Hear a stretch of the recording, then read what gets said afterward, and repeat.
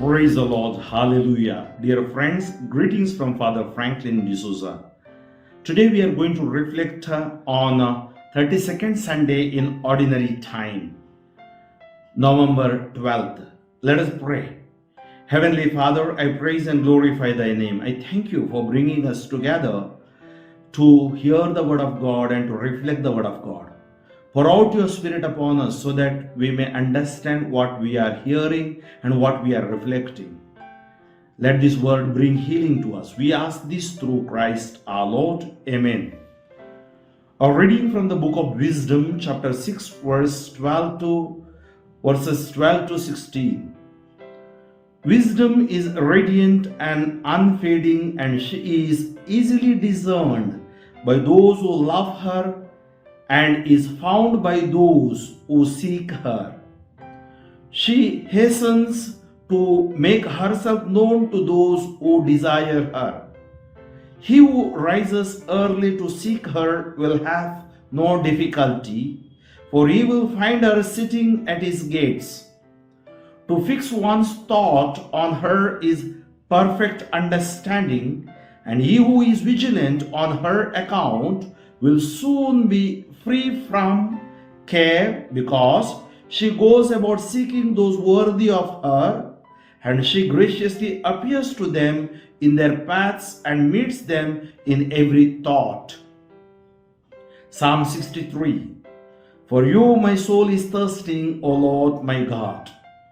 O God, You are my God, at dawn I seek You. For You my soul is thirsting, for You my flesh is pining, like a dry weary land without water. For You my soul is thirsting, O Lord my God. I have come before You in the sanctuary to behold Your strength and Your glory. Your loving mercy is better than life. My lips will speak Your praise. For You my soul is thirsting, O Lord my God. I will bless You all my life. In Your name I will lift up my hands. My soul shall be filled as with a banquet. With joyful lips my mouth shall praise You. For You my soul is thirsting, O Lord my God. When I remember You upon my bed, I muse on You through the watches of the night. For You have been my strength. In the shadow of Your wings I rejoice. For You my soul is thirsting, O Lord my God. A reading from the letter of St. Paul to the Thessalonians, 1 Thessalonians chapter 4, verses 13 to 18. We do not want you to be uninformed, brothers, about those who are asleep, that you may not grieve as others do who have no hope. For since we believe that Jesus died and rose again, even so, through Jesus, God will bring with Him those who have fallen asleep. For this we declare to you by a word from the Lord, that we who are alive, who are left until the coming of the Lord, will not precede those who have fallen asleep. For the Lord Himself will descend from heaven with a cry of command, with the voice of an archangel, and with the sound of the trumpet of God. And the dead in Christ will rise first. Then we who are alive, who are left, will be caught up together with them in the clouds to meet the Lord in the air, and so we will always be with the Lord. Therefore encourage one another with these words. Acclamation. Alleluia, alleluia. Stay awake and be ready. The Son of Man is coming at an hour you do not expect. Alleluia. Gospel according to Matthew chapter 25, verses 1 to 13. At that time Jesus told His disciples this parable. The kingdom of heaven will be like 10 virgins who took their lamps and went to meet the bridegroom. 5 of them were foolish, and 5 were wise. For them For when the foolish took their lamps, they took no oil with them, but the wise took flasks of oil with their lamps. As the bridegroom was delayed, they all became drowsy and slept. But at midnight there was a cry, "Here is the bridegroom, come out to meet him." And all those virgins rose and trimmed their lamps. And the foolish said to the wise, "Give us some of your oil, for our lamps are going out." But the wise answered, saying, "Since there will not be enough for us and for you, go rather to the dealers and buy for yourselves." While they were going to buy, the bridegroom came, and those who were ready went in with him to the marriage feast, and the door was shut. Afterwards, the other virgins came also, saying, "Lord, Lord, open to us." But he answered, "Truly I say to you, I do not know you.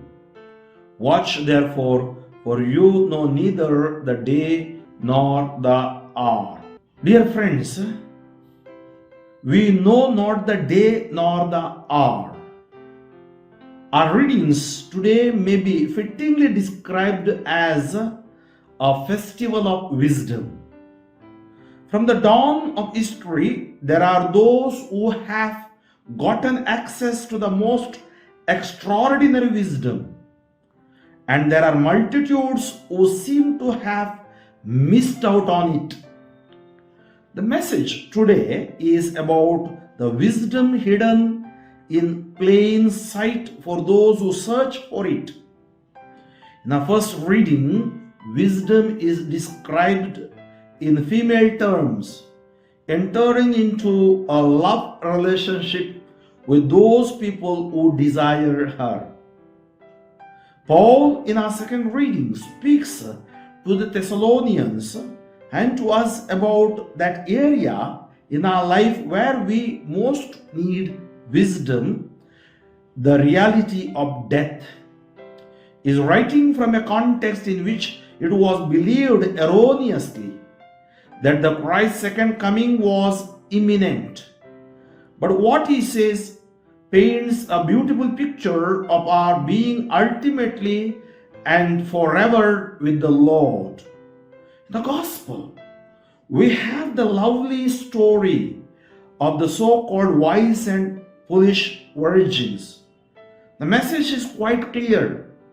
Readiness, preparedness, alertness are all important on our journey. Scholars today still speak of a wisdom that is there for all, but very few search for or grasp it. True wisdom is to recognize the connectedness of all things. There is no need to feel threatened by differences. Let us celebrate our oneness with the universe. Yes, friends, it is very, very, very clear that God is alerting us. Sometimes we slumber, we sleep, we become lazy. We lose the grace of God. We try or tend towards the worldly things than desire for godly wisdom. That's what we see in the life of Solomon. Solomon asked wisdom. Hosea chapter 4 verse 6 says, "My people perish due to lack of knowledge. They have rejected knowledge." What knowledge? Maybe you are successful in the world or worldly, ways. But are you successful in your spiritual life? Having the oil means keep on burning that faith in you, that prayer life in you, the zeal and thirst for the word of God for in you. That's very important. We were not here a few years back, and after a few years we will not be here. We have to go back where we have come from. We have come from God, and that is what St. Paul reminds us. Don't be people like crying for the person's death. Some people I have seen for months together, years together. They cry, and your spiritual life will die and dry. He says you have hope. You are believing in a God who sent Jesus, and a resurrected God is Jesus. And that means you have hope. You have resurrection. Maybe you cry for them for 3 days, but after that, you thank God, they are with God. All those who believe in God, they are with God. That's why wisdom helps us to understand the spiritual life. Wisdom helps us to understand these ordinary things. Sometimes we do not see. Mother Teresa always used to tell, I do ordinary things with extraordinary love. She never did extraordinary things. Little things matter. Little pat, little thanking word. The word that comes from my mouth. God is God of small things. You were born in manger, not in the palace. So that's why we need to understand. We have to balance our lives. That's why here, these 5 virgins, those who took oil with them, they had wisdom. 5 virgins, foolish. That means both things are in us. Foolishness one side, wisdom another side. Spiritual life one side, and worldly desires another side. For which we feed more. We feed more for the worldly things, then we become worldly people. We feed more for the spiritual, then we know how to control the worldly things, desires, or those things attack us, and God will give us the strength. That means we need to humble ourselves and to obey God. And here we see these 5 virgins, they were not ready. Preparedness, alertness, readiness. The time and hour, we do not know when it comes. Our birthday we know, but our end date we do not know. The death date, we do not know. So the alertness should be there. Prepared. That's why we have personal prayer, we have family prayer, we have sacraments, we have Sunday masses, or everyday mass in the church praying for you, the priest. We should be prepared. And that oil is wisdom. Oil is God's grace. We should never ever go away from the grace of God. So let us pray today. Let us be prepared as we come closer to the Advent. Advent has 2 things. One is preparation for the Christmas, the birth of Jesus. Another thing is the coming of Jesus. Jesus will come again. He will take us. So we have to be ready every day, every minute, every second. And we have to live our life with the responsibility and keeping the foundation as the word of God, and that is the wisdom of God. Heavenly Father, I praise and glorify your name. I surrender my brothers and sisters into mighty hands. I have no silver and gold to give them. Your name, every knee shall bow, every tongue confess that is Jesus. I pray all the foolishness may vanish, all the laziness may vanish from us, so that we may be filled with the grace and glory of God, with the alertness in our prayer life, in our spiritual life, in our work that we have, the responsibility. Keep us always disciplined in our lives, as Lord, you disciplined your life. Give us your spirit, let thy spirit lead us. As you touched the man near the pool of Bethesda for 38 years, as you touched the one in hemorrhages for 12 years, as you touched the deaf, dumb and mute people, as you touched the man who is withered hand, the man who was with the dropsy.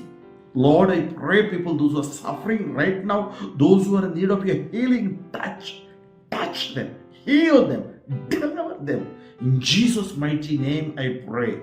May Almighty God bless you, the Father and the Son and the Holy Spirit. Amen. Father Franklin D'Souza, Diocese of Shimoga. Pray for me, friends, and kindly forward this message as many as possible. May you have a beautiful day, great day, and God bless you.